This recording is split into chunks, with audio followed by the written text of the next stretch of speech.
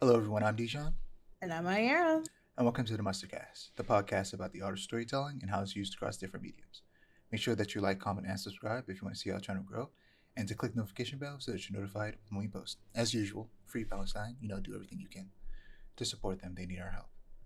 So, what media have you been interacting with lately?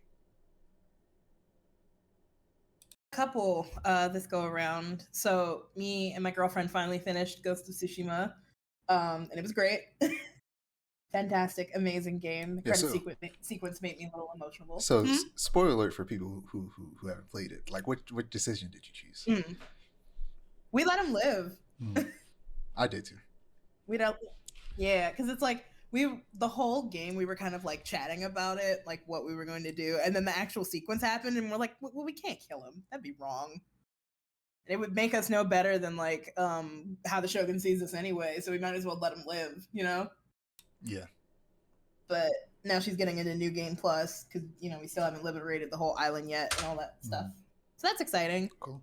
And then I had another thing and now I can't remember what it was. Oh, we watched the pilot for this new animation called Pretty Please I Don't Want to Be a Magical Girl. It was really nice actually. Still sort of like animatic style, but it was very funny. Very black centric. I'm excited to see the rest of it and like see it get supported. Sounds But yeah, interesting. that's about it. Yeah, I can send it to you if I can find it. Hold on. Yeah. So, for me, Hades 2 had an update, so I've been playing a lot more Hades 2 lately. Still playing Ooh. Persona 5 Royal, having fun with that. I'm like a little over 24 hours in the game at this point. Rivals added two new characters, Human Torch and the Thing, which I'll talk about later. In terms of cartoons, still watching Avengers and Superman the Animated Series alongside Blind Wave. And Harley Quinn, of course, is still airing currently. It's on episode like 7, so there's like 3 episodes left because each season so far has had 10 episodes. So I watched the movie Old Boy. Oh. And I only knew it for the highly influential hallway fight scene, but it turned out to be so much more than that. It's way more of a psychological thriller than it is an action movie, despite the fact that everything I've ever heard about this movie made it sound like an action movie. But no, it's weird. It's way different than you think it's gonna be. Speaking of hallway fight scenes, I've been binging Daredevil in anticipation for Daredevil Born Again, which premieres on the 4th, which is the upcoming Tuesday from when we're recording this. I started rewatching it like well over a year ago, but got like halfway through season 2 and stopped for whatever reason. But I was like, okay, I gotta finish it before Born Again, because I never finished season 3 the first time I watched it. So it's time for me to finish season 3, which is the best season of the show. Ooh. Invincible story. Still watching it. It's great. Man, the next 3 episodes are about to be wild. Oh boy, I think it's only 2 episodes left. Like these last 2 episodes are about to be insane. If you're watching, it's well. If you're watching, you do know because at the end they tease it. But if you read the comic, you definitely know what's about to happen. But yeah, I'm excited to see how they adapt that. And yeah, I think that's it for me when it comes to what media I've been interacting with. Moving on to animation. So I sent you a trailer for a new anime called Lazarus. You did. It looks very interesting. And it is being directed by Shinichiro Watanabe, the creator of Cowboy Bebop and Samurai Champloo. In the utopian year 2052, Dr. Skinner discovered a miracle drug, and 3 years later in 2055, Skinner announces that the drug has a 3-year lifespan, or half-life, and soon everyone who took it will die. A task force of 5 agents is assembled to locate Skinner and create a vaccine. Its name is Lazarus. So when they said Dr. Skinner, I was thinking of Principal Skinner from The Simpsons. Yeah. And I was just imagining him being in an anime, creating some miracle drug and becoming a supervillain. Insane. And you know what? It would have a half-life of 3 days knowing him and how terrible at his job he is. Yeah. I was kind of dismissive of it. I was watching. I was like, it looks cool. I was like, this action looks fun. And then I was like going through the comments, and someone said, the like, uh, what is it, stunt coordinator or something from John Wick worked on this. So I was like, oh, that's interesting. So I was Mm-hmm. like, this is cool. It's interesting. I'll check it Ooh. out. But then at the very end, it said directed by Shinichiro Watanabe, and I was like, whoa, whoa, whoa, whoa, whoa, whoa, wait a minute. The director of Color Review, I made this. I'm here for it now. I'm absolutely here for it. I'm way more excited now. It premieres on April 5th at midnight. I'm on Toonami, and next day on HBO Max. But yeah, this looks interesting. Hmm. So, Yeah. so I watched The Witcher: Sirens of the Deep, the animated movie on Netflix, and it was cool. It was all right. Not nearly as good as the Nightmare of the Wolf animated movie, um, but it was decent. I definitely suggest checking out Nightmare of the Wolf. It is a prequel to the show, and you don't need to know anything about the show to watch it. It is so good. It had no right being as good as it Bet. was. It came out of nowhere. It was incredible. It was animated by the same studio as Nightmare of the Wolf, Studio Mir, who also animated The Legend of Korra, which, um, love it or hate it, everybody can agree that Legend of Korra has some of the best fight scenes in the entirety of the Avatar franchise. The fight scenes in Legend of Oh yeah, Korra for are sure. insane. The story follows You're good. Geralt as he investigates seaside village attacks and unravels an age-old conflict between humans and sea people that threatens war between kingdoms. It follows the book far more than the live-action show does. This takes place in the same story as the live-action show, but it still deviates in some ways that make the story a bit weaker Mm-hmm. overall. Also, because Henry Cavill isn't playing Geralt anymore, and Liam Hemsworth, Chris Hemsworth, Thor's brother, is playing. He's playing Geralt now, and they had a little like test footage of him Mm-hmm. in Geralt's gear a while back. They had the voice actor from the games voice Geralt in this, and it was him, Ooh. but playing alongside the returning actors from the show voicing the characters, which was fun. So it was the voice actor or the actor in live action for Jaskier, also known as Dandelion in the games and the books, Mm-hmm. was voicing him in the show. So having the show version of the characters interact with the voice actor from the games is pretty fun. Yeah. But yeah, in the book, there's a lot more emphasis put on the romance between Gareth and a woman bard named Little Eye. But that's kind of pushed mostly Mm-hmm. to the side in this adaptation, and they expand more on the conflict between the mer people and the humans, which is a welcome change. Mm-hmm. But I wish that it didn't take so much away from the romance that was at the core of the original short story, because the first two Witcher books were just collections of short stories, and then after that they turned into proper novels. And I think I'm on the second novel. I still haven't gotten back to it because after I finished Mistborn, the first book, I immediately started reading the second book. I couldn't help myself. I got to get back around to it eventually. But yeah, halfway through the movie though, there was a random ass Mm-hmm. musical number that was meant to be like a reference to the Little Mermaid, since the story is very reminiscent of it. But mind you, this is not a musical, so it was Mm-hmm. just so out of place. It came out of nowhere. It was so weird. I'd give it like a 3 out of 5, which is okay on my scale. Um, so my scale Mm-hmm. goes: a 5 is near perfect, 4 is good, 3 is okay, 2 is bad, 1 is trash. Don't watch it or play it or whatever it is I'm talking about. um, and I do have Right. points. So like 3 is okay. This was okay. It's fine. You can check it out if you like The Witcher. But Mm-hmm.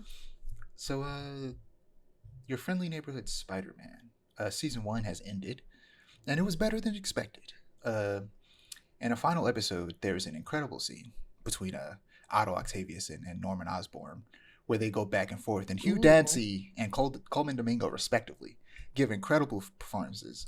It was really good scene, and I can't wait until Doc Ock actually suits up and becomes Doctor Octopus proper in this. Mm-hmm. Spoiler alert for the finale and the show overall. You don't mind, do you? No, not at all. So in the final episode, Tombstone got his powers, and begins his journey toward villainy as he takes control of the gang he was blackmailed into joining after their original leader runs away and leaves them behind to be killed by Scorpion and his gang. And with this newly found super strength and invulnerability, Tombstone helps Spider-Man take down Scorpion. And at the end of that fight, is revealed um, that Tombstone's skin is turning white, like I predicted before. Rather than him being originally Mm. albino, they're gonna have the gas that gave him his powers in this universe turn him albino over time. So it'll be fun to see how they Ooh. handle Tombstone's turn of villainy, since in this universe he's friends with Peter, whereas in other universes he's usually like at least 10 years, probably like 15, 20 years older than Peter.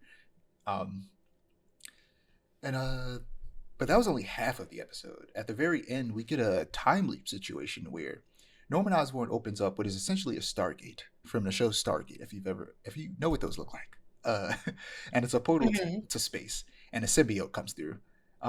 And Peter defeats it with the help of Doctor Strange, but in the process, Strange attempts to reverse time and is interrupted, causing him and the symbiote to be sent to the past. That past being the very first episode of the show. In the first episode, Doctor Strange Ooh. pops up and he's fighting a symbiote. And then through the portal comes a spider, and that's a spider that bites Peter at the beginning of the show, and that's how he gets his powers in this.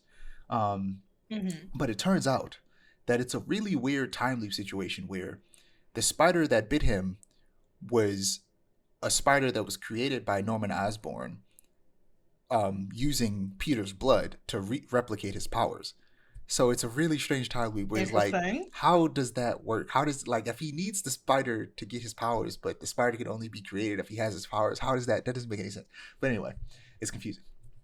Um, yeah, Doctor Strange brings the symbiote back to the current time, and they send it back to space. But as you can guess, a piece of it is left behind, and you know where that's leading to. Um, Mm-hmm. but yeah, that was the end. Uh, I never I never want to wish downfall on an animated project. I know I was pretty down on it in that very first episode I talked about it. But I hope the Mm-hmm. show continues to get better from here on out. Now that it has a concrete direction. Originally, it was supposed to be canon to the MCU, and you can tell because there's a lot of references to the MCU throughout the show. But they turned it into something original, and I hope that they have more fun with it now that they, like I said, have more concrete direction and don't have to worry about trying to make it canon. But before the first episode was even released, Okay. it was greenlit for season two, and recently we got a Mm-hmm. bit of news about it. It's been revealed that Gwen Stacy will be in season two, and that she'll be Spider Gwen. And in my opinion, that sucks. So if you Ooh. want to Google Oh. your friendly neighborhood Spider-Man, Gwen Stacy, you'll see the concept art that they posted online of it. So the reason I think it sucks is because they might be erasing another Spider Woman in the process. In the first episode, we see the spider that bit Peter crawl into someone's bag, and with Gwen being revealed, Mm. I'm afraid that it was her, and she'll be bit by the same spider as Peter, and that's how she'll become Spider Woman. But that's the origin Mm-hmm. of Cindy Moon, aka Silk, a Korean American Spider Person who had this happen to her in the main universe in the comics, where Spider Gwen Mm. is from an alternate universe in the comics. If they do Got something you. more original, I won't be as mad, but Mm-hmm. it'll still suck instead of just doing Silk. But I would Yeah. I don't want them to give her another character's origin when they could have just made it that other character. Like if you're gonna do her, at least make her origin different. But yeah, I feel like we could have had our cake and ate it too if they had Gwen just be Gwen without any spider powers, but then also had Silk. We could have had both. But who knows? Maybe they still do both, and they both just become spider people. Who knows? Right. We'll see. I hope it's at the very least the latter. Like they both become spider people because Silk sounds very interesting. I've never heard of her, Yeah, Silk is and cool. I would like to know more about If her. you look her up, her costume's dope. Mm. Yeah, Silk's real cool. She also, I don't know if she's the only, but in the main universe at the very least, she might be the only spider person who has organic webs like Spider-Man does in the Sam Raimi movies, where he usually has web shooters. She actually Oh, shoots webs out of her body like Spider-Man does in the Sam Raimi ones. that is sick. I'm a fan. I'm a fan. But yeah, last but certainly not least, uh, recently James Gunn and Peter Safran, the leaders of DC Studios, had a little press event where they got a small group of journalists together to go over their upcoming projects, and we'll talk about almost all of them today. But right now we're going to start with animation, and Mm-hmm. they mentioned that the Blue Beetle animated series is still in active development. Safran expects Hmm. the executive producers, Angel Manuel Soto and Gareth Dunad, Alcocer to present the project for a possible green light pretty soon. So this was announced sometime last year, and it will star Zolo. I never know how to pronounce his last name. Meriduena, who played Blue Beetle in the live action movie in 2023, and will supposedly not only be a sequel to the movie, but take place in the new DCEU. Um, my first introduction to Jaime Reyes Blue Beetle Mm. was through Batman the Brave and the Bold, so I'm excited to see him Mm. in animation again. Plus, that movie deserves so much more love than it got from the mass public. It's honestly due for a rewatch for me. Have you seen Blue Beetle?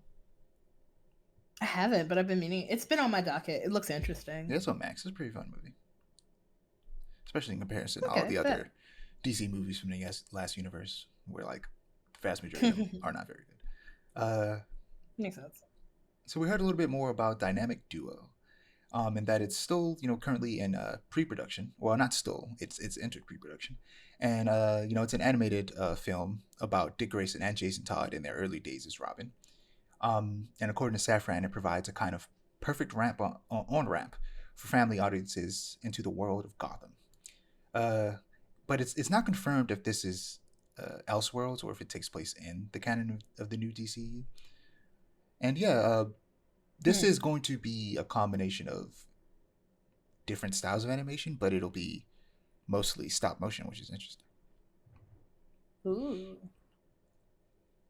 So, in terms of some brand new projects that were just announced, we have a new DC animated series called DC Superpowers. It takes place at the Alliance School for Heroes and focuses on new students Lightning, Flash, Plastic Man, Aquagirl, Green Lantern, and Terra, who level up their powers under the supervision of Principal Martian Manhunter in the hopes of one day graduating and becoming the next generation of Earth's defenders. Matt Beans is executive producing, and Michael Chang is supervising producer. That's weird. Anyway, based on the rest of the cast being younger heroes, I assume that the Flash in this will be Wally, and Plastic Man will be the original Plastic Man's son, who has the exact same powers.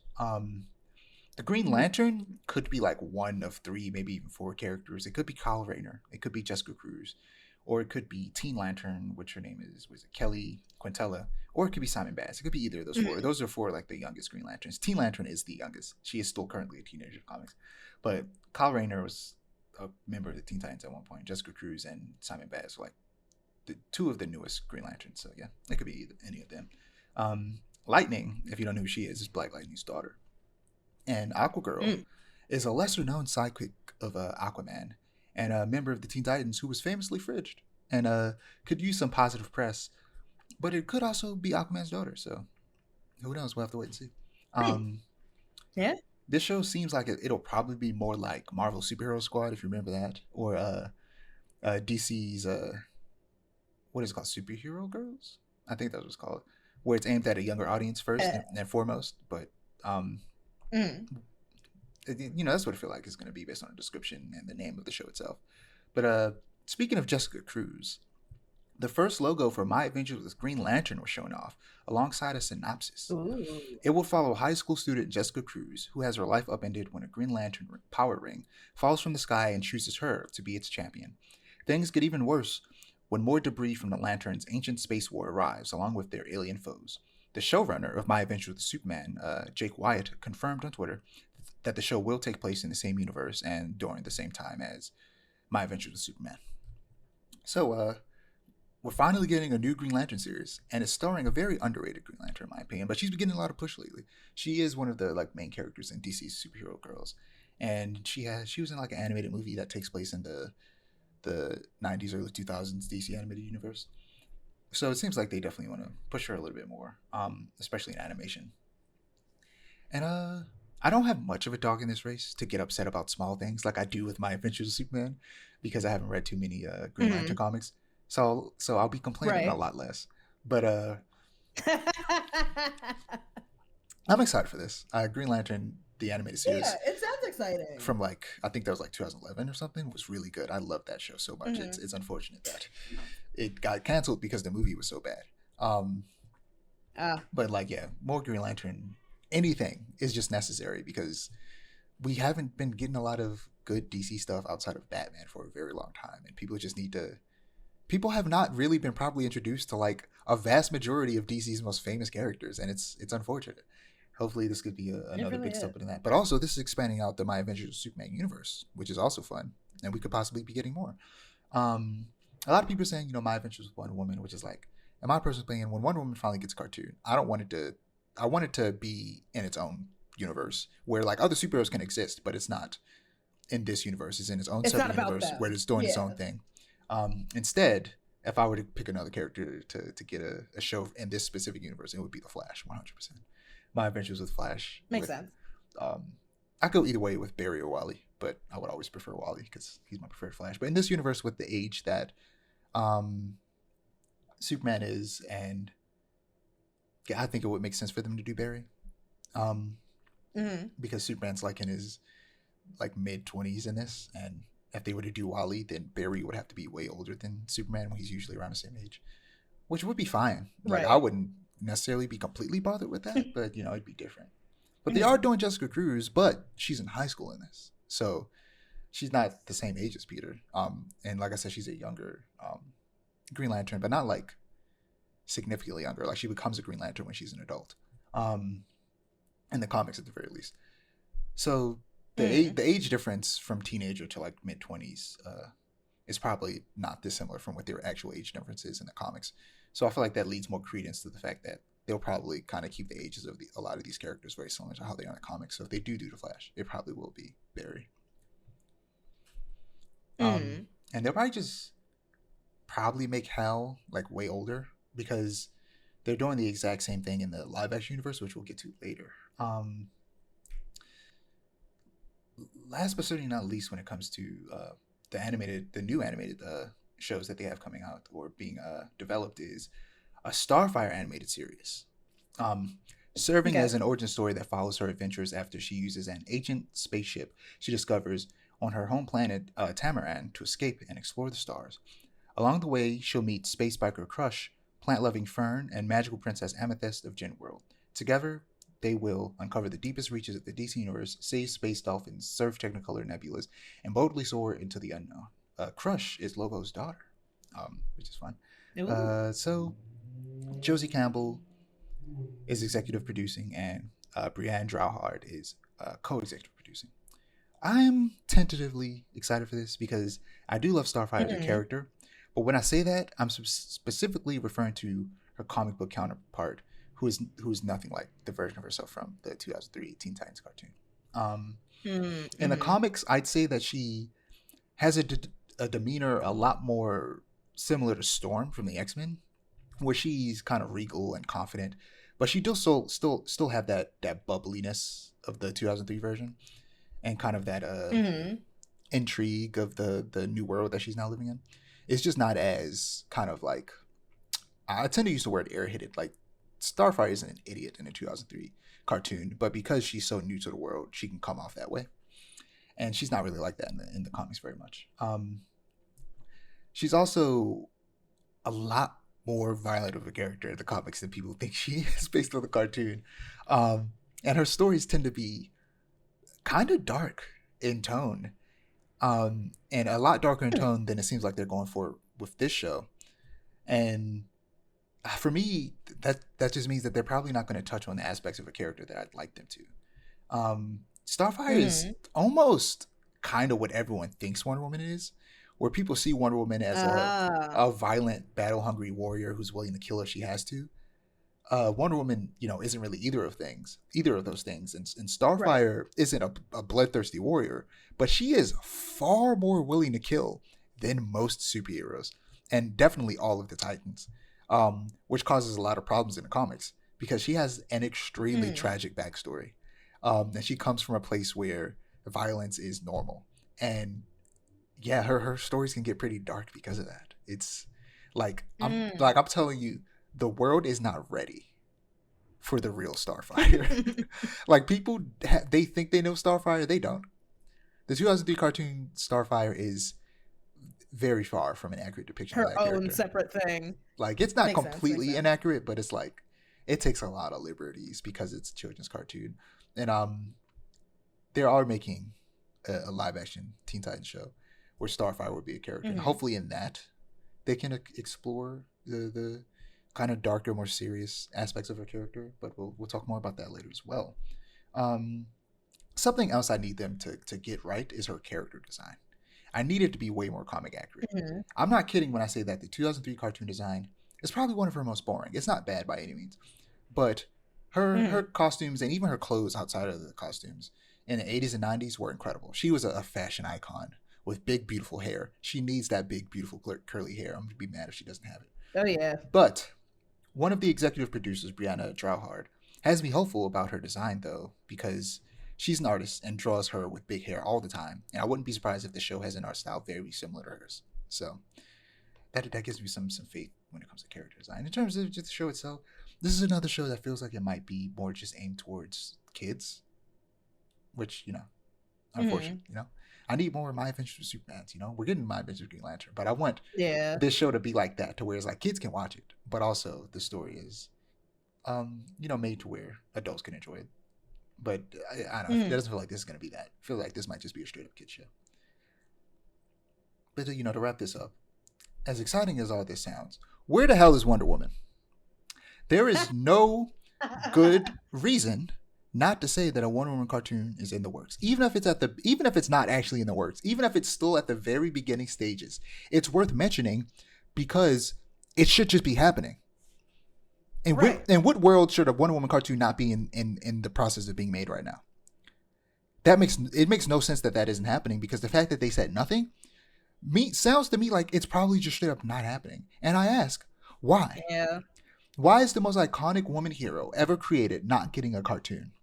Why is Jessica Cruz and Starfire getting cartoons before Wonder Woman? Why did Harley Quinn get a cartoon before Wonder Woman? No disrespect to any of them. But none of them should be getting cartoons before Wonder Woman. At this rate, Storm is probably going to get a cartoon before Wonder Woman, because now that Marvel has the movie and TV rights for the X-Men back, they're pushing her hard in the comics. And the moment she shows up in live action, they're going to start pushing her hard in live action too. Because unlike DC, Marvel recognizes that Storm is their most popular woman hero and that they need to treat her with respect. DC needs to get with the program and do the exact same with Wonder Woman. If this isn't being done for the sake of some big surprise later down the line, then I don't know what the hell's going on. Because I can't claim that as sexism, because they're making content with other women, but why not the most popular one? It's weird. Right. Because they're making it both, because they're making that Supergirl movie. It's currently in production. And like I just said, they're making 2 cartoons starring women. What's happening over there? Where's Wonder Woman? It's legitimately hard for me to get excited for Green Lantern and Starfire because of the lack of Wonder Woman cartoon. What's going on? Why is this happening? But well, what are your thoughts on just all of these shows that were announced before we move on? Excited for them, but I do agree with your sentiment on like Wonder Woman getting her own TV show, because it's like, as an AFAB, I'm like, yes, Starfire is cool. Yes, Storm is cool. We are married in my head. But like Wonder Woman is like super iconic. Doubly so because how she is in the public consciousness has been kind of like tanked a little because of like that live action show and Gal Gadot and all that stuff. So it's like I feel like she deserves a second chance to come back into the public eye in a better way, if that makes sense. Oh yeah, 100%. Yeah. And it's like I definitely probably will be watching the Starfire show when it comes out, because like I want to see a more comic accurate Starfire, and she's already like the comic version of her has always interested me more than the version of her that's in the 2003 Teen Titans cartoon. And based on what you like described to me, like that's exciting. But again, Wonder Woman, we need to see her also. Yeah. And fingers crossed that they announce something soon, because we're starving for it. Yeah. So moving on to comics, Wonder Woman number 16 and 17. These last 2 issues were great as usual, but I'm starting to get a better understanding as to why the book is so divisive. And it wasn't because of anything that happens in these last 2 issues I read, but more because of an article I read from comicbook.com titled I finally understand why Tom King's Wonder Woman is so divisive. Literally just straightforward to the point. I saw that and I was like, you know what? Let me click that because I need to understand more. Um, First and foremost, the type of storytelling King is going for, where everything is being told from the perspective of the villain, and we don't get Wonder Woman's perspective often, is understandably not what a lot of fans want. I personally enjoy the way the story is being told, but a lot of fans see it as focusing too much on a man instead of the woman the book is named after, despite the fact that his narration is Makes sense. primarily about Wonder Woman and her actions. There's also the matter of patriotism that can easily be interpreted as extreme based on King's past as a CIA agent. But the way it's portrayed in the books feels more like Captain America's brand of patriotism surrounding what America should be versus defending what it currently is and has been for a very long time. Um, but once again, I understand what those thoughts are coming from due to his past. And the biggest complaint that I agree with is the hyper focus on Steve Trevor as a love interest. I want her bisexuality to be explored openly and for Steve to take a backseat just as much as everyone else. And right, he kind of gets like recentered in this story. But at the same time, they're kind of doing the exact same thing in Absolute Wonder Woman, but people don't mind it that much mostly because there's a new take on Wonder Woman. And that version of Wonder Woman is just, that story in general is much more of what people want. So it's people are willing to kind of forgive and forget when it comes to that one, which is understandable. But lastly, a huge problem with the story that I've grown aware of is how it attempts to tackle feminist ideals, but falls into several sexist traps, with the main character being a man who is sexist, and he is meant to represent everything that is wrong with America, and Wonder Woman is fighting against that, which is an interesting storyline, but some people think that it's not executed well, which I understand. It's all valid and understandable, but a lot of it also comes from panels being posted out of context, and naturally that will result in tons of people deciding not to read it and form their own opinions. And every time I see a page or panel out of context that looks very bad, I assume that this will be the issue that convinces me that everyone who hates this book is right. But then I read it in context and it makes sense. Every time so far. Shout out to the article from comicbook.com by David Harth for opening my eyes. I always strive to listen and learn when it comes to stuff like this. But as of now, I still think the hate is a bit overblown. But I like the book. But now I understand why people don't like it. And, I'm not here to change anybody's mind. But, I just feel like it's a bit overblown. It's been blown out of proportion. Like, you're allowed to dislike it, but people pretend like it's the worst thing ever written, or it's the worst thing ever done to the character, which Wonder Woman fans know damn well this is far from the worst thing to ever be done to the character.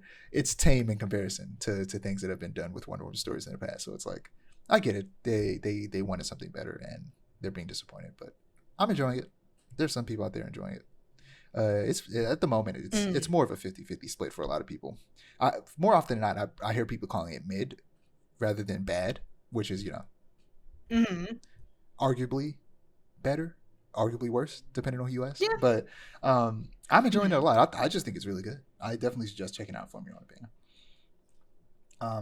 But speaking of it, Absolute Wonder Woman number 4. The Tetracide is the 4 killer, and Diana has done the unthinkable to escape its fatal grasp. The move may have saved her to fight another day, but the price Diana paid is more than she can stand to lose for the fight that's coming. She will need the help of her allies, both old and new, to recover what she has lost and save Gateway City. So she sacrificed her arm to slow down the Tetracide. But it turned out she didn't really sacrifice her arm, because her arm was made out of magic, because she lost her arm a long time ago because she used it to perform a magic spell to send Steve Trevor back to Earth after he got trapped in hell.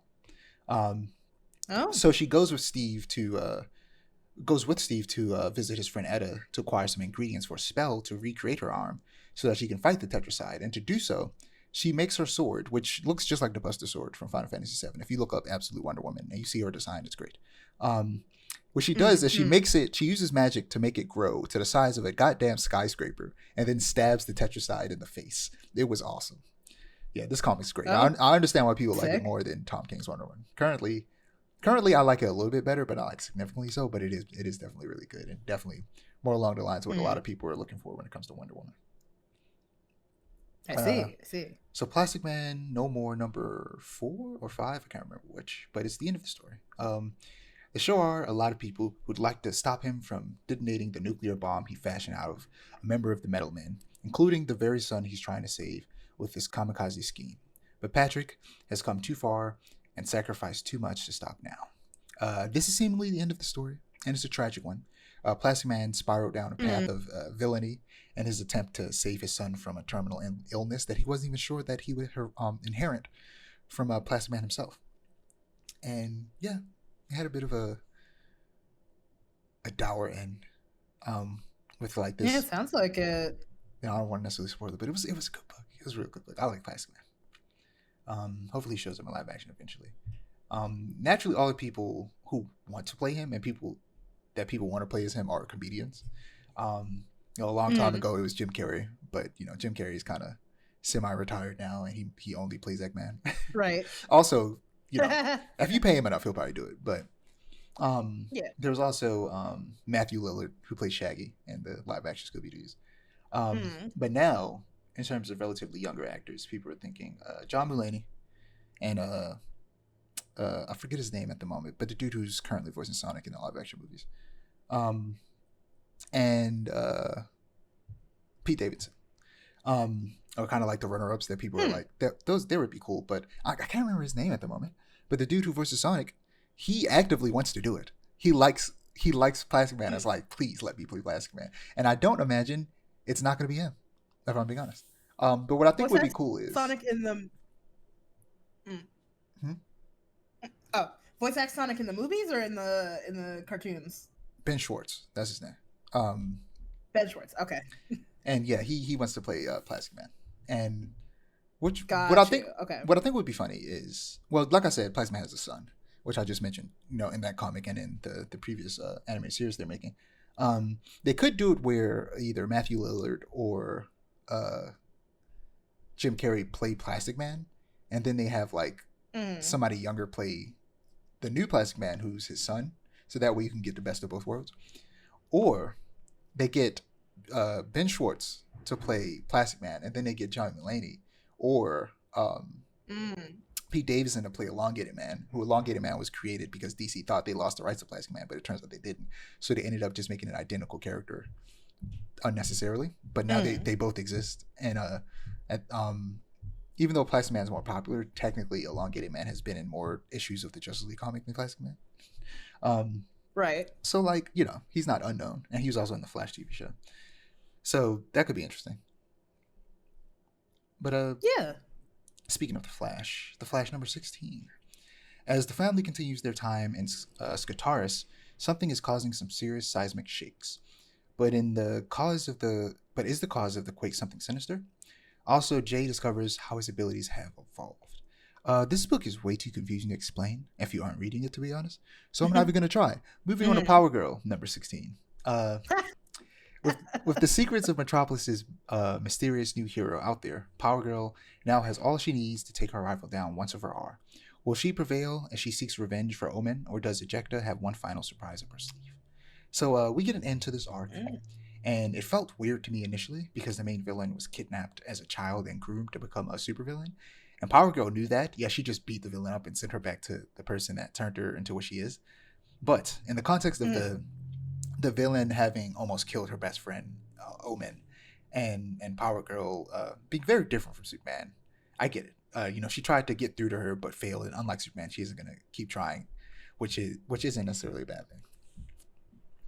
And last but certainly not least, Batgirl number 3. The train ride out of Gotham proves more difficult than expected for Cass and Lady Shiva as dangerous new players enter the field. With the unburied still hot on their trail and seeking blood, can Batgirl actually trust her mother, or would it lead her to certain death? So Batgirl is having a hard time reconciling the version of her mother she knows versus the version of her mother, Lady Shiva, that her followers know, as she meets a group of people who are better off due to Lady Shiva's involvement versus Batgirl, who is abused by both her parents. So yeah, this is an interesting story exploring Batgirl, Cassandra Cain's relationship with her mother, Lady Shiva, the two best fighters in the DC universe, which is great. and was it Lady Shiva is also in another comic in the middle of a public like live aired fight against Black Canary. Oh wow. Which was his Black Canary comic, Black Canary, the best of the best, which I'll talk about next week because I'm gonna read that latest issue before next time. That comic's real good so far. Moving on to TV and film, we got a very interesting trailer for the season 2 of Andor. Did I send that to you? I might not have. I think so, yeah. Because so first and foremost, it uses modern music, which is very weird because Star Wars never does that. But also, in this very first trailer, for a season that premieres on April 22nd, by the way, they talk about the ratings and reviews of the first season, and all of this is likely being done because the rave reviews Andor got. Sorry, let me reread that. All of this is likely being done because despite the rave reviews Andor got, it's barely being advertised by Disney. So the people working on the show are giving them a middle finger by telling everyone how great their show is, despite the corporate sabotage that it seems like is happening. But the sabotage itself could be happening for several reasons. One is an attempt to avoid the prying eyes of the Trump administration. Another could be to avoid giving creatives control over their shows, because if a show where the creatives are in charge does well, Disney will be expected to let them have control more often, and they don't want that. Right. These are all rumors and speculation that I've heard, but I don't think that they're completely wrong. Either way, I'm excited for Andor. Season 1 was incredible and exactly the kind of shakeup that Star Wars needs, and definitely needs a lot more of. It delves into a completely different genre than Star Wars normally does, as a spy thriller, and tells a story of the rebellion from a perspective that we don't normally see. And essentially, the story is about like how there are some people out there who have to do some really, really bad things to make this rebellion work. And they're exploring those people's stories, because we see the heroes, we see Luke Skywalker, we see Leia Amidala, but we don't see, or Leia Organa, but we don't see the people with their boots on the ground who have to do some real shady stuff to get the job done. And that's what this story is about. And it's a sequel to Rogue One, which is a great movie, and Cassian Andor was a character in that. This show was supposedly going to be multiple seasons, more than just 2. It was going to be, I think, like 4, but the last 3 seasons they were going to do had to be condensed into 1 season. This will be the last season, I believe. So, hopefully they're able to stick the landing and it isn't somewhat ruined because of that. But we'll see. So, someone is getting cement shoes and dropped in a river because concept art for the upcoming Avengers film leaked. From concept artist Mushk Rizvi's website. She will most likely get fired, which may be deserved depending on the circumstances. But I hope she doesn't get blacklisted, because it seems like it might have just been an accident on her part. But have you seen it? Any of it at all? I haven't, actually, surprisingly. Yeah, you should look it up, like on like Google or Twitter or something. So just going over the concept art itself. So we have a piece of concept art that shows the Young Avengers gathered in a bar alongside Star-Lord and Wong. We see one of Star-Lord and the Vision sitting on a couch together. We see one of the Hulk and She-Hulk in a medieval-looking village full of other Hulks. We see a new male Black Panther. And finally, we see Dr. Doom, sitting on a throne by himself. And we see one with himself, with Susan Storm and her son Franklin Richards beside her, and Dr. Strange also beside him, and standing in front of him is Yelena Belova, which is Black Widow's sister, holding a prisoner. And it seems like this might take place in the same medieval world as the She-Hulk and Hulk concept art. The reactions have been mostly positive, to be honest, with a few hardcore comic fans not being happy about things such as, Doom's casting, because Robert Downey Jr. is playing Doom, even though he shouldn't. And the fact that there won't be a proper build-up to this movie like Infinity War Endgame had, which I agree with both those things, to be honest. Dr. Doom is Romani. He should be played by someone who is of South Asian heritage, because Romani, I forget the specifics, but essentially, a culture of people that's made up of like East European and South Asian people, mixed Right. race people. So like that's the type of person who should be playing that character, not the aggressively white Robert Downey Jr. Um, Right. and it does look interesting, but it would all play a lot better if it wasn't so rushed in an attempt to potentially reboot and start over after the mess that was the last phase of the MCU. But looking at the concept art, what do you think? I like it. Although this Doctor Doom sitting in the throne, like on by himself, where it's just him, reminds me of this painting that I'm going to send to you, and that's all I could think of when I saw it. It definitely looks cool. And it might be purposeful. Yeah, it might be purposeful. Depending on like, because the framing is very similar. I don't know, and it's not necessarily a bad thing. I just thought it was silly. Yeah. I guess this image is absolutely ginormous because it's taking forever to send. Oh my goodness. But yeah, it looks good, and it actually looks like a movie that like I would consider watching because you know how I am about the MCU. I'm like they don't appeal to me, but these concept art images do appeal to me, and I like Doctor Doom as a villain. He's one of my favorites. I find him fascinating. So I would watch this. I really do wish though that Robert Downey Jr. wasn't playing him. Like, there's so many other actors out there that you could have gotten on this, and you can alas, find you can find a Zionist to play a Zionist character, but you can't find a Romani person to play a Romani character. Like, come on now. Right. That picture is hilarious. I know. I saw it and I'm like, that looks like, I don't know how to pronounce the painting's name, but it reminded me of it. And now I think that's all I'm going to be able to see every time I see this concept art on Twitter for the next 3 days. But yeah, I'm into it. I think it's, despite its flaws, I feel like it'll be pretty good. Yeah, hopefully. Yeah. So moving on to the live action DC Studios updates. I pulled a lot of this info from this and some of the stuff from the animation section from Jordan Jones on Twitter. First and foremost, Superman and Peacemaker. Superman and Peacemaker Season 2 are deep into post-production. Superman is, of course, set to release July 11th this year, and Peacemaker Season 2 sometime in August this year on HBO Max. Supergirl Woman of Tomorrow. According to director Craig Gillespie, Supergirl is halfway through film production, and it is set to release June 26, 2026. Excuse me. Sorry, I felt like I had a burp, but it didn't happen. And in an incredible bit of synergy, she's getting a new comic and a new costume. If you Google, I don't even know what you should Google. New Supergirl costume? Yeah, that'll probably help. Okay. And they've had her in this fuck-ass jacket for well over a year now. And I'm so happy to return to something more familiar, yet refreshingly different in some ways, because she has a crop top. And she's showing off the abs, and it's great. The artist who did the redesign said that they were going for kind of like an athletic wear feel.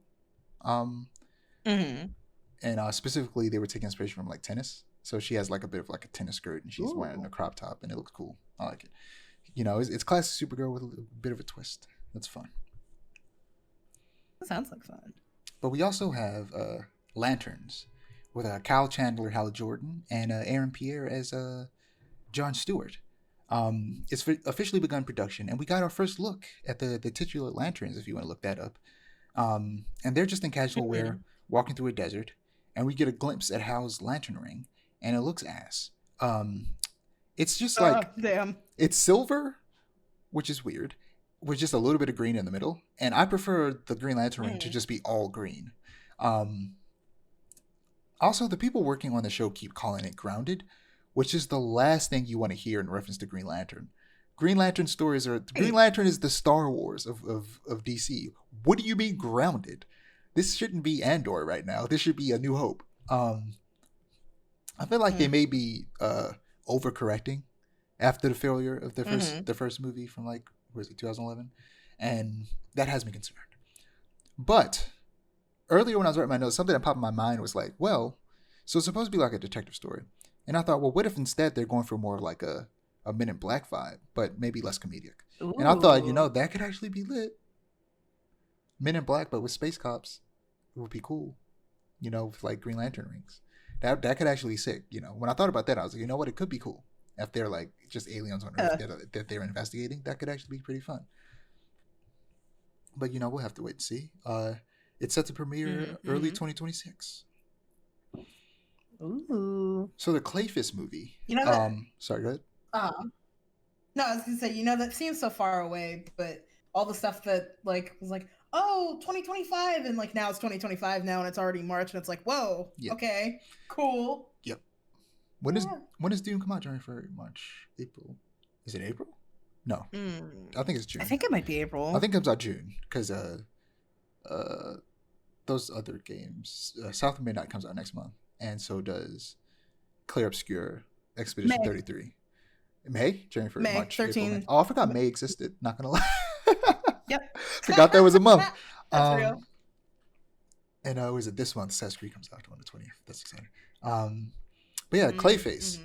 So the Clayface script, written by Mike Flanagan, who's directed and wrote a lot of horror shows for Netflix, like The Haunting of Hill House and The Haunting of Bly Manor, and Midnight Mass. He has wrote a script, a finished script, supposedly, for Clayface, but he will no longer be directing it because he is working on a remake of The Exorcist, I believe. So interesting. That sounds exciting. I'm not seeing The Exorcist. I need to watch that one of these days. Probably this Halloween or October specifically. This spooky month I might watch The Exorcist. And yeah, so he wrote a script, and it is described as a Hollywood horror story that follows a B-movie actor who injects himself with a substance to keep himself relevant. Now, partly because the word substance is in it, and because that description is literally the movie, The Substance, a lot of people are comparing it to The Substance, which is completely fair, because if you don't know anything about Clayface and you hear this, you're going to assume it's, they're just copying The Substance. When the reality is, everything The Substance does, Clayface did 20 years prior. So if anything, I wouldn't be surprised if whoever worked on The Substance is a big Batman fan and saw that those Clayface episodes of Batman the Animated Series and took inspiration from it. That's just me speculating. I'm not sure if that's the case or not. But yeah, this made me want to watch The Substance, because I've been avoiding it kind of because, well, one, it kind of just happened and I didn't notice it was coming out. That was just a me thing. I know other people were paying attention to it. I wasn't really. I didn't see any of the trailers or nothing. It kind of just came out, and then I started hearing about it after people were saying how good it was, and then I kind of just blocked it out until I heard that it was like Clayface, and I was like, oh, maybe I do want to watch it. And also partly because I heard it was body horror, and body horror are one of the few things that could freak me out, and I was like, you know what, maybe I don't want to watch that. But now I'm interested. Makes sense. And it's on Prime right now, so I'm gonna check it out. But yeah, I mean, at this point, you might as well just get the director of The Substance to make this movie. I wouldn't be mad at that. If that movie is as good as people say, just get the director of The Substance to direct this. Right. But yeah, this is... I'm excited for this movie. Taking a Batman villain and giving them their own movie and making it a horror movie. Again, taking comic books and diving into different genres. That's what they need to do. So, speaking of Batman the Brave and the Bold remains in active development. And Gunn and Safran confirmed that Matt Reeves' universe exists in its own timeline, and Pattinson will not be reprising his role for this film. There's a possibility that the new version of Batman will show up in something else before he debuts in his own movie. But they haven't gotten an actor yet. So Sergeant Rock. The Sergeant Rock screenplay is being written by Challenger's writer Justin Kurskes, and the Challenger's director Luca. Man, why do these aggressively European names always pop up when when I'm taking my notes, bro? Luca Guadagnino? I don't know, super Italian name. And it's set to he's set to direct it. And I couldn't have cared less about this movie before I heard that the writer and director of the Challengers are working on it. According to Deadline, the character of Sergeant Franklin John Rock was created by Robert Kanigher and Joe Kubert, and first appeared in the 1959 DC issue Our Army at War as a World War II soldier who served in the infantry. The series gained steam in 1977, or the character gained steam in 1977 when he received his own comic book series, which ran until July 1988. Rock's talent includes shooting down German planes with a single submachine gun and tossing grenades with great accuracy. when he's without a gun, he's a great Mm-hmm. street fighter and can survive gunshots. He's a calm guy with heart, but also has a combat antenna, able to detect an incoming enemy siege. I believe he showed up in what's that show called? Creature Commandos. And one of the flashbacks with GI Robot. GI Robot was a robot that was created and fought during World War II. And that show's great. You should check it out. His episode was great. The episode where he showed his flashback, because what happened was he was decommissioned, and then someone found him and bought him. And it turns out the person that bought him was a neo-Nazi. And then he bought GI Robot to a neo-Nazi rally, and then he just killed them all because his whole thing is that he was made to kill Nazis. And I don't know if you've seen the. Have you seen the meme going around where it's a robot squinting his eyes and it says, "That sounds like something a Nazi would say." That's GI Robot. Is that him? He's so good. See. You should watch Creature Commandos, even if it's just for GI Robot. GI Robot is so funny. I just might. Or just like Google the scenes and watch them on YouTube. It's so funny. He's everything he says. He just likes killing Nazis. That's just his whole thing. Shout out to him. I appreciate it. We need more GI Robots in the world. So moving on to Teen Titans. Is officially in active development. Briefly described as a group of young superheroes, including Nightwing, Cyborg, and Starfire. James Gunn says it was something that Anna Nogueira was really impassioned about, and she turned over an amazing script for us. She's fiddling with that now, but it's definitely not a finished script. Anna is also writing a Supergirl One of Tomorrow. So that movie will determine whether or not this movie is going to be good. Because if that movie is good, which I have a feeling it will be, then I'll be like, okay, there's hope for Teen Titans. And, like I said, hopefully Starfire is more like the comics than she is cartoons, or at the very least, a nice mixture of both. So a script for a Deathstroke and Bane project written by Matthew Orton is in the works at DC Studios. I know, very random. James Gunn says it is something kind of like a Deathstroke and Bane story. Who would have guessed? Who would have guessed that's what the Deathstroke and Bane story is? But yeah, Bane is my favorite Batman villain, and Deathstroke is cool. So this could be an interesting action movie about like two mercenaries working together, and they're probably gonna have like arguments and they're gonna fight and stuff. It could be fun. It definitely is probably gonna be a really fun action movie, but it is kind of random. So Booster Gold very much so is moving forward in development, despite a particular showrunner who had expressed interest in the series leaving the project. Kumail Nanjiani is set to play Booster Gold. I can't remember if this is a series or a movie, but it might be a series. The Swamp Thing has been stuck in limbo. Another thing that I can't remember if it's supposed to be a series or a movie. While James Mangold has been focused on his biopic, A Complete Unknown. James Mangold directed Logan. And yeah, his Swamp Thing could be really cool. Another horror focused project that hope shows Marvel that you can dive into different genres with these characters. Right. The Amanda Waller series is going down a bumpy road and struggling to land the right script. And the Authority has been moved to the back burner. According to Safran, it's a very big movie if you're going to do the Authority properly. And some story elements, perhaps, that are in Superman and some of the other films that we fast-tracked stepped a little bit on the Authority. Gunn added that the script also had a harder time coming along, so the film hasn't been as much of a priority because it has been subsumed by everything from Brave and the Bold to Paradise Lost. Speaking of Paradise Lost, it remains in active development. Paradise Lost is meant to be an origin story for the Amazons, focusing on Wonder Woman's mother, Hippolyta, based on, I don't know if it's Hippolyta or Hippolyta, but I say Hippolyta. Based on... I think it's Hippolyta. Yeah, Hippolyta sounds like an aggressively American way of saying it. Good old Hippolyta. Yeah. So it's based on... It might actually be Hippolyta. Hold on. I Googled it. Yeah, but this story is supposedly... opened Steam by mistake. Oh, no. Oh, I got scared. I wasn't recording for a second. That scared the life out of me. Oh, no. It's okay. We were recording for an hour, and it's picking up my audio. Thank God.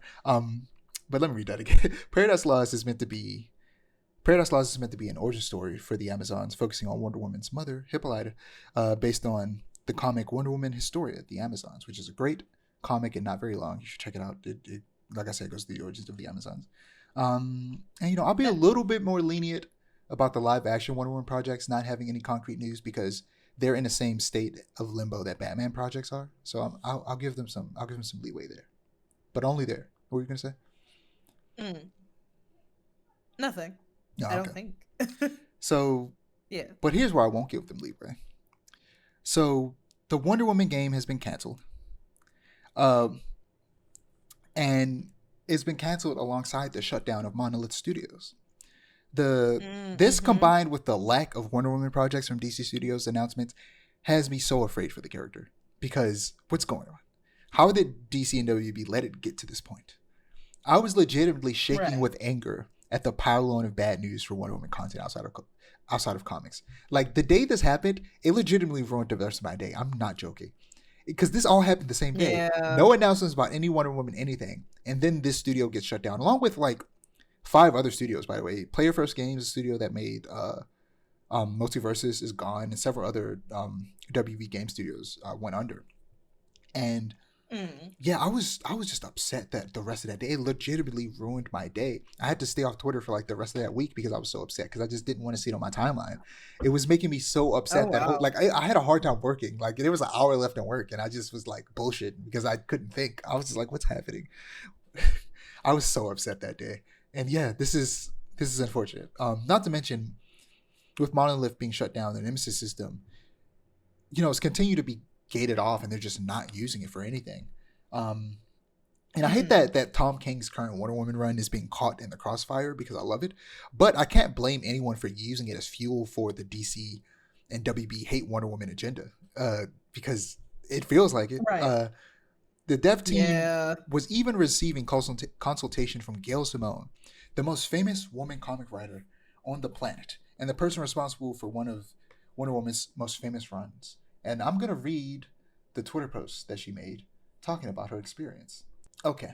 Regarding the Wonder Woman video game, others have already revealed elsewhere that I was consultant on this game, so that cheetah is out of the bag. I want to say a couple important things about the game and the team who made it. I was asked to do long-term consulting on the game, and I was thrilled to do it. It was a perfect storm of stuff I adore: Wonder Woman video games and one of my favorite game studios, Monolith, who produced the Game of the Year Mordor games that I was completely addicted to.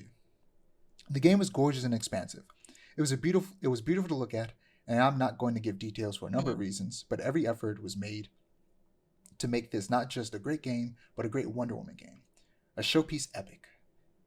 And all of that was because of the team. Everyone who worked on it brought their A game. Programmers, artists, designers, everyone. I don't know that I've ever worked with a team that cared more about making sure the end product was perfect. It was a dream come true. Wonder Woman had a dream team, and they put their all into it. They made sure it had Wonder Woman and DC lore on every aspect of the game. It was a thrill and honor to work with them. I know there's a lot of finger pointing going on, but everyone I worked with, from Monolith and WB, both was enthusiastic and supportive. Everyone wanted to make the best game ever. Sometimes you give your all and it doesn't work out. But that was an amazing team, and I can only hope they continue to make brilliant games. Someone is going to snap them all up and set a new industry standard. I know it. So yeah, it sounds like the game was going to be good. And I'm upset. Yeah. I was like, okay, all this bad stuff is happening, but at least we got the Wonder Woman game. No, we don't. No. It's not happening. Let's talk about the Nemesis system. I got to find a tweet real quick. Because somebody, you know what? No, I'm not. We're just going to talk about it. Because Nemesis system, right? It's hard to describe how it works. And I remember reading a really good article that described it great. Let me see if I can find that real quick, because I don't know if my words would do it justice. So essentially, the way it worked in its bare sense in Shadow of War and Shadow of Mordor was that the enemies that you encounter can survive, remember the encounters, and then can come back stronger to seek revenge, and essentially allow to the various different enemies to remember you and kind of evolve. And I can only imagine this is probably one of those places where some level of AI probably would have like been really helpful and like help really evolve this in like a way that isn't stealing, and could have actually been very positive, as long as they, didn't do like AI voice acting. They actually got people to voice the lines, but somehow used AI to help generate these situations. Like this system, imagine how much further it could have gone if it wasn't patented, or at the very least, they licensed it out. like there are several games that a person that I follow on Twitter called the All Father. What was it? It's just like capital A all dash capital F father dash Palestine flag, because it's not just spelled All Father. There's somebody else probably already has that one. And Right. he just rattled off a bunch of games, and I was just thinking like, oh my god, all of these games would be amazing, but there was one game in particular that caught my eye, and I was like, I can't believe it, and it was Infamous. Infamous has a karma system where you could be good or you could be bad. That enhanced by the Nemesis system could be amazing. Having the actual world and characters and villains and even allies, because the way Wonder Woman was going to use it was in the complete opposite way of the Mordor games, where she was going to be able to befriend her allies and have them join her side versus, aggravating her enemies, which maybe that would have also been an option. But they specifically, when they talked about how they were going to use it before they scrapped it and then scrapped the entire game, was it was going to be used for befriending enemies, which makes a lot of sense for the character of Wonder Woman, since her whole thing is about, peace and love. So having that system in a game like Infamous, where you could be good or bad, and that could affect your relationships with various different characters, and the world itself could have been really cool with the Nemesis system and the way that it functions. Like I said, the Nemesis system is truly hard to explain. We might have to talk about it in another episode I'll have to do some more research on it, because it is really dope, and there are a lot of games that could have used it. Like I could imagine Ubisoft taking advantage of the Nemesis system in a very interesting way, based on the way that Shadow of Mordor used it. I can just imagine thousands of games. Imagine a Zelda game like Breath of the Wild, Tears of the Kingdom, but with the Nemesis system. Come on now, it could be amazing. Any like open-ish game with the Nemesis system would just be great. Imagine Hades with the Nemesis system. Just I don't know. I can go on and on forever. There's potential. A survival horror game, because it goes beyond just the enemies too. Like it's like you could do it for like whole groups of people versus just a single enemy and how they feel about you. Like it could be so good if they just used it. Push comes to shove, use it in the games that you're making. The upcoming Batman game that Rocksteady is making, have them use the Nemesis system. Supposedly they're going to make a Game of Thrones game. There's never been a game that should use the Nemesis system more than a Game of Thrones game. If there's any game that should use the Nemesis system, it's a Game of Thrones game. Like, come on, right? Now. Like this is insane. WB. That's unfortunate. But any ideas about the Nemesis system before we move on? I don't know. It's a shame because like I was really excited to see like what that would look like, and then now we're just not getting it. And it's like you would think that they would at least turn over like all the work that's been done to another team or something, but nope, it's just lost to the ether. It's disappointing. Yeah, it's very sad. Or at least let them finish it before you fire them all. Like, come on now. Right. So we got a new trailer for Tron Catalyst alongside a release date. Meet EXO. Learn about the character's motives and Meet EXO. You're good. Learn about the character's motives and objectives, and check out gameplay in this new Tron Catalyst trailer for the upcoming story-driven isometric action game from developer Bithell Games in collaboration with Disney Games. So it releases on everywhere. June 17th, 2025. Which is pretty soon. That's soon. This is weird. the way I took these up. But so players are introduced to EXO, a highly resilient and resourceful program with an incredible ability to initiate time loops. With this newfound power, EXO takes on the overlords of a crumbling grid, all while evading Khan, a malevolent agent of Core. EXO must gain control over her mysterious abilities and uncover the unexplained glitch that threatens the grid. So in the trailer, they mention Beck from the Tron Uprising cartoon on Disney XD. Ooh. And I was so happy. I was like, they didn't forget about my boy. I really hope that they bring that show back one day because it ended on a cliffhanger. They need to finish. But yeah, I'm excited for this game. It looks cool. Isometric Tron game. You get on your life cycle. You can throw your disc around. It's cool. But that Hades 2 had its second major update, the Warsong update. Yes. And I of course can't say too much because I don't want to spoil it for you, but you sound like you know stuff. I know stuff. What do you know? Stuff. So what do you know? What do you know so I can know? I've seen Ares. Okay, you know that because that was one of the things I was going to spoil. Yeah. I have seen Ares. All over my timeline, even. Luckily, I haven't because I haven't gotten there yet. Okay, cool, good. I've seen Dionysus also, but I don't know if that's a thing of this update or that was if he last just update. Was there in general. Okay, cool. That was last update, but I didn't get to him until I started playing because of the second update. Makes sense. Yeah, I was shocked when I saw him. I was like, wow. Crazy work. Wow. Crazy work. Crazy work.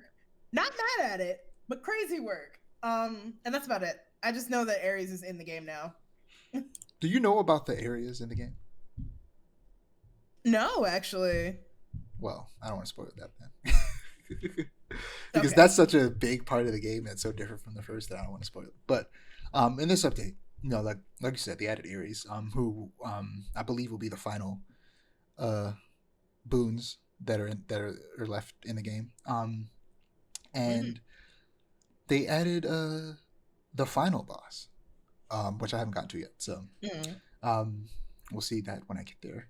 I don't know if they added anything after you beat Kronos, because I beat Kronos before, but then I just died and went back to the beginning because that stuff wasn't added yet. I don't know if they added that yet because I've been focusing on one very specific area of the game, so I haven't fought him in a minute because I've been hyper focused on this other aspect. But yeah, the biggest thing that came in this update for me was in the last update, they attached a vital gameplay mechanic to a keepsake, which you can only use one at a time, and you're encouraged to switch between them in between levels.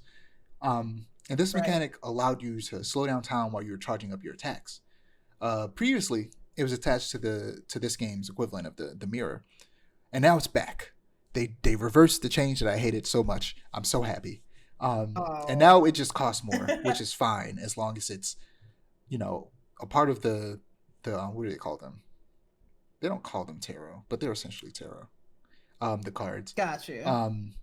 Instead of the keepsake, because make it a keepsake was so annoying. Because then it meant so many times a lot of my deaths came from the fact that I kept thinking I could slow down time when I couldn't, and it's like it felt like such a vital. It was literally the first thing you get of all the cards that you get. It's the cheapest, and it was the first one, or is it one of the cheapest, and it felt like that was meant to be a vital part of the game, and then they just took it away. And I get it; it's early access.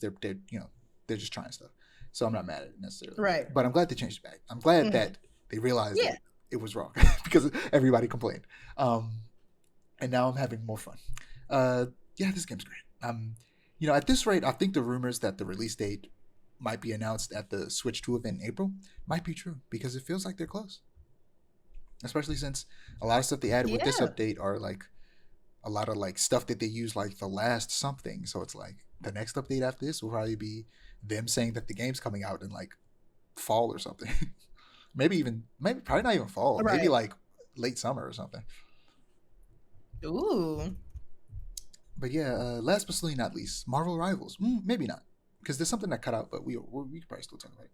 So they added a Human Torch and a Thing and a new level, and the Thing is naturally a tank, and super simple to play. He's completely immune to displacement ability, so he can't be pushed or lifted into the air or anything like that. And his playstyle involves using his charge and slam attack to close the distance and immobilize enemies long enough so that you can hit them with a charged up punch, then hit them with a regular punch combo and kill them. He can also leap toward allies to escape and give them and himself damage reduction. The Human Torch can fly naturally, and he can create walls of flame to shepherd enemies and deal damage over time, and it's real fun. And his main attack doesn't hit as far as you like, and it's kind of like a shotgun, but it still works. And if somebody's playing either Spider-Man or Iron Fist, though, it gets real annoying real fast. Let me put my laptop on the charger because they are just built to go after flyers, and it's annoying. So I started playing ranked, and it's fun except that sometimes the teams are ass, and I'm like, I need my friends back because they haven't been playing the game as much, and I need a team of people who I know because playing with these randoms who don't know what they're doing is annoying. Especially when when you play a game in ranked and you lose points and you can get deranked, and I got pushed down a rank when I was almost close to ranking up because I kept losing because my teams were ass. But anyway, moving on to the Pokemon Direct. Most of it I didn't care about. Oh, yeah. But they did show, was it Pokemon ZA? Pokemon ZA. Yeah. And Pokemon ZA is crazy. The people, of course, always will say, like, Pokemon fans will accept dirt. Because I'm not going to lie to you.